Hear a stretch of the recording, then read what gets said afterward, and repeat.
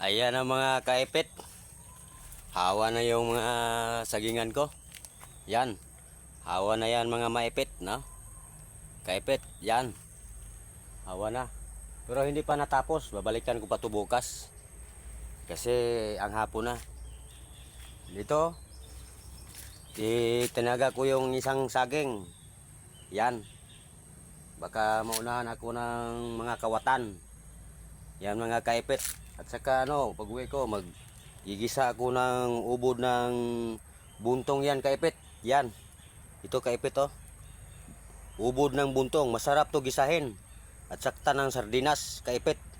Yan, masarap yon. Yun ang gagawin ko mamaya pag uwi ko doon sa amin sentro. Kasi nandito ako sa bukid namin. Naghawan ako ng mga banana ko, saging. Yan mga kaipit. Hawa na yan. Yan. Babalikan ko pa bukas baka para matapos. Ngayon, hindi pa matapos kasi hapon na eh. Nagugutom ako. Wala akong dalang kain. Kaipit, sige kaipit. Shout out na lang ko din sa Barangay Bitibot sa amin.